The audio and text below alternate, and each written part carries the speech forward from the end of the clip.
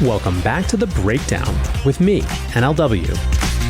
It's a daily podcast on macro, Bitcoin, and the big picture power shifts remaking our world. The Breakdown is produced and distributed by CoinDesk. What's going on, guys? It is Friday, January 6th, and boy, oh boy, is the crypto reckoning continuing. We are going to talk all about that today, but before we do, if you are enjoying The Breakdown, I would so appreciate it if you would take the time to go subscribe to it, leave it a rating, leave it a review, or if you want to dig deeper into the conversation, come join us on the Breakers Discord. You can find a link in the show notes or go to bit.ly/breakdownpod. All right, friends, happy Friday. It's only the first week of the year, and we clearly already need a Friday. Yesterday, Delphi lawyer Gabriel Shapiro wrote, "We're looking at an almost total legal and financial wipeout of the crypto kingpins. Ready to rebuild from scratch?" And that, I think, is pretty much the state of it. Yesterday was just another ravaging day in the reckoning and crypto cleanup following 2022's crises. Going in no particular order, we'll start with Celsius. New York State's Attorney General Letitia James has sued former Celsius CEO Alex Mashinsky for defrauding hundreds of thousands of investors by making false statements about the financial health of the company. Raising allegations dating back to 2018, the state intends to seek a court-ordered ban on Mashinsky doing business in New York State, as well as damages and restitution for harmed investors, according to a statement released on Thursday. The statement alleges that, quote, as the former CEO of Celsius, Alex Mashinsky promised to lead investors to financial freedom, but led them down a path of financial ruin. The AG herself, James, came even harder in her tweets. "I'm suing the former CEO of cryptocurrency platform Celsius Network for defrauding investors out of billions of dollars. Alex Mashinsky lied to people about the risks of investing in Celsius, hid its deteriorating financial condition, and failed to register in New York. Mashinsky tricked hardworking people into investing their life savings into Celsius, promising big financial returns and claiming the platform was safer than a bank. Instead, Celsius collapsed and New Yorkers were left in financial ruin. I'm suing to get New Yorkers their money back and ban Mashinsky from doing business in New York. We will continue to protect people from the risks of investing in cryptocurrency." Now, I don't think anyone is particularly sad to see Mashinsky on the receiving end of some serious legal trouble.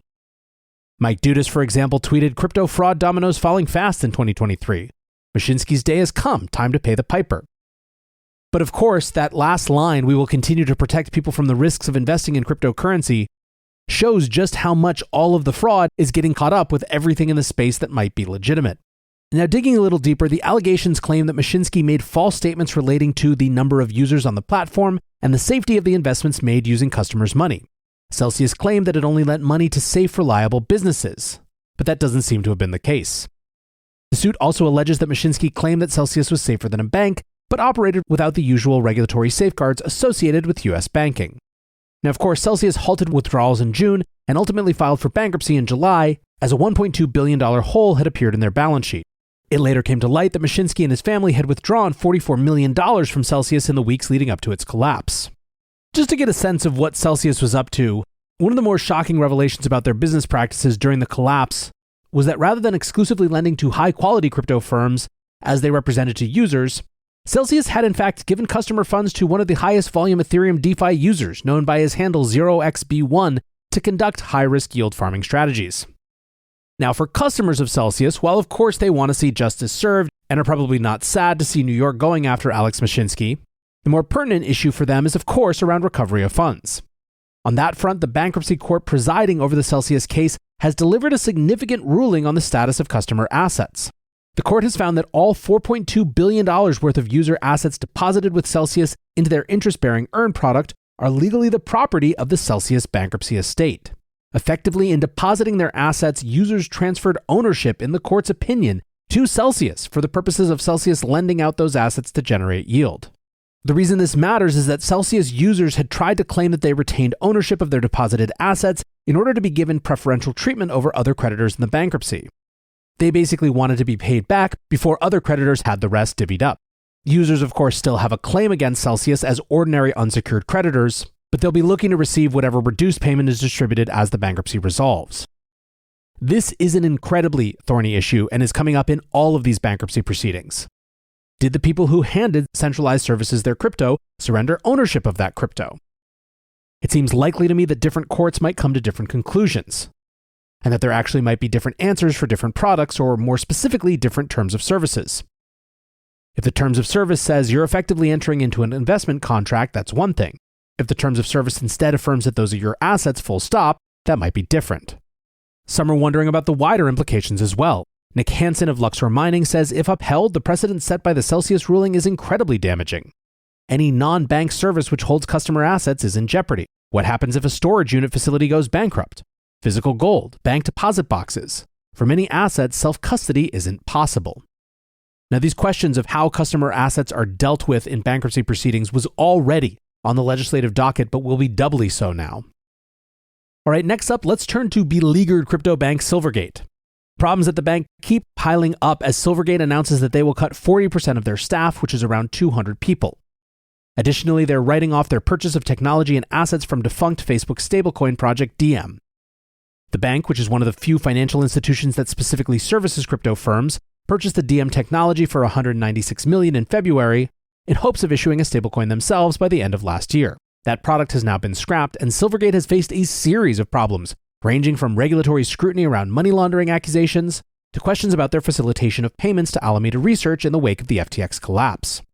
Shares in Silvergate dropped by 46% on Thursday following the latest news, and are now down 94% from their high in November of last year.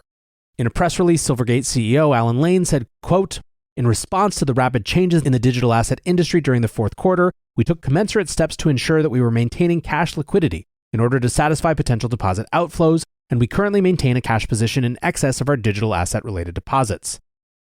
Silvergate saw massive outflows in the fourth quarter of last year. $8.1 billion in digital asset withdrawals, which was more than 60% of the bank's deposits.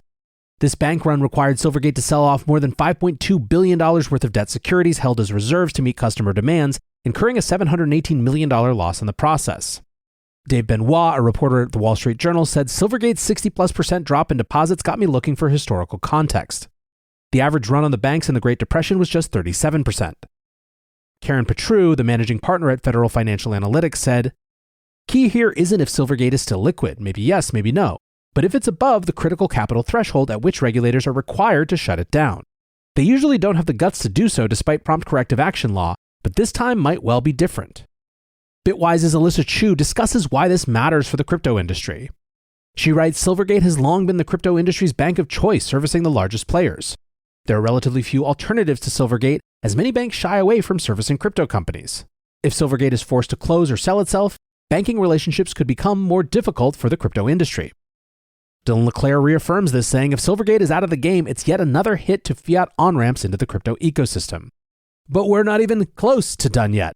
Another exchange that banks with Silvergate is also showing signs of trouble. On Thursday, it became pretty apparent that there are problems at Huobi. The Justin Sun-backed offshore exchange is rumored to have cut off employees from internal communication channels after previously giving them an ultimatum to accept their salary in stablecoins. At the end of December, the exchange committed to reducing headcount by 20%, reportedly triggering a rebellion among staff. Kate Lee, a spokesperson for the exchange, told CoinDesk that, quote, "With the current state of the bear market, a very lean team will be maintained going forward. Huobi's native exchange token has fallen by nearly 11% over the past day, having lost 30% of its value over the past month." According to a report from CryptoQuant, Huobi holds about 60% of its reserves in its own token. Also during the past day, exchange volume has dropped by almost a quarter, as traders' concerns about the solvency of the exchange grow. Nansen data shows that the exchange experienced $64 million of outflows on Thursday, bringing the total for the week to $100 million. There's been a lot of speculation that Huobi is having problems with its banking with Silvergate, which could explain why employees would no longer be offered their salary in US dollars. Speaking of layoffs, Genesis and DCG continue to not provide real information about what the hell is going on, all the while showing signs of being in, real trouble. Genesis Global Trading announced an additional round of layoffs on Thursday, cutting 30% of its remaining workforce in addition to the 20% layoffs performed in August. This new reduction brings headcount to around 145 employees after cutting approximately 62 staffers. A source familiar with the situation said the reductions were focused on the sales and business development teams. A spokesperson for Genesis said, quote, "As we continue to navigate unprecedented industry challenges, Genesis has made the difficult decision to reduce our headcount globally. These measures are part of our ongoing efforts to move our business forward. We sincerely appreciate the hard work of our talented and dedicated team as we continue to work to identify the best outcome for Genesis's business, clients, and employees for the long term." On Wednesday, the firm issued a letter to clients saying that they would be, quote, "reducing costs and driving efficiencies." A letter from their interim CEO also told clients that the firm would need more time to sort out its financial position after halting withdrawals in November. This has been a common recurring thread. We need more time, without any sort of commitment to what that timeline is. Obviously, this letter comes on the back of accusations from Gemini co-CEO Cameron Winklevoss that DCG CEO Barry Silbert was using, quote, bad faith stall tactics in his conduct surrounding the resolution of issues at DCG subsidiary Genesis. This wasn't the only bad news for the DCG group, as the company has also shuttered its wealth management business. The new division HQ was launched in June and reportedly had $3.5 billion of assets under management. In a statement on Thursday, DCG said, due to the state of the broader economic environment and prolonged crypto winter presenting significant headwinds to the industry, we made the decision to wind down HQ. We're proud of the work that the team has done and look forward to potentially revisiting the project in the future. So, as you can see, things are going really well. In fact, given how well things are going, why don't we chuck some new Three Arrows Capital drama in there? Liquidators in the 3AC bankruptcy have gained approval to serve subpoenas to the firm's founders via Twitter. Proceedings in the bankruptcy have been slow over the last 6 months, as liquidators complained of incomplete financial records and a lack of cooperation and engagement in the process from founders Sue Zhu and Kyle Davies. In October, liquidators requested that the court grant approval for subpoenas to be served by email and Twitter in hopes of compelling cooperation from them. At the time, the court had concerns that service might be ineffective, as neither founder had used Twitter since the collapse of the firm.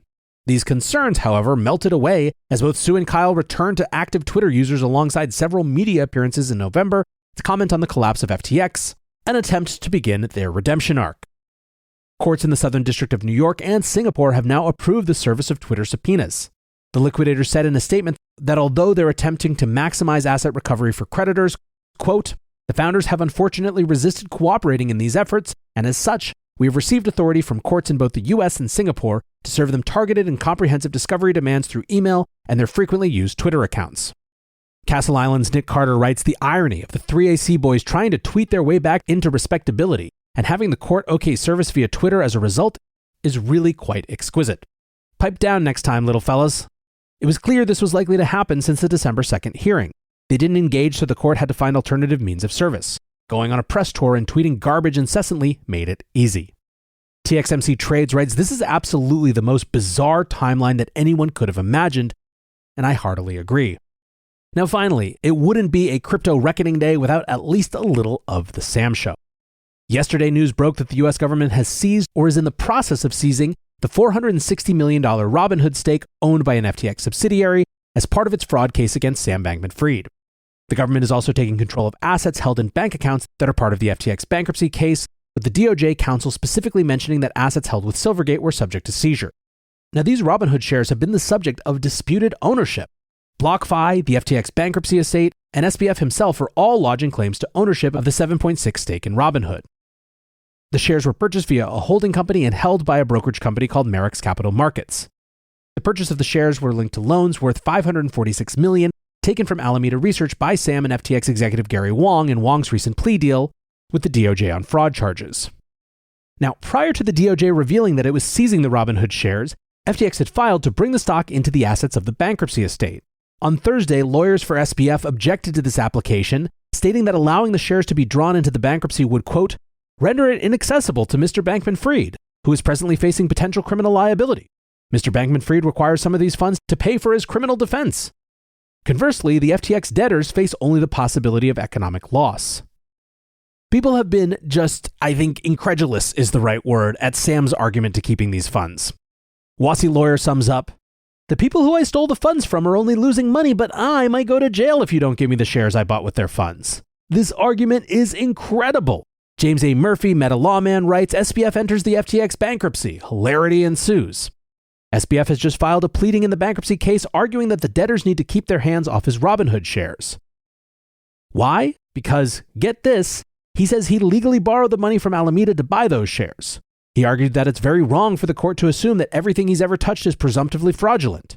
I believe the technical legal term for this is chutzpah. I wonder where he's getting the money to pay for all these bankruptcy and criminal defense lawyers. Anyways, it continues to be a mess and will likely get messier still from here. But for now, that is the end of our crypto reckoning tale for today. That's plenty for 1 week, I think you will agree. For now, I am very much looking forward to the weekend. I'm sure you are too. As always, I appreciate you hanging out and listening. And until tomorrow, be safe and take care of each other. Peace.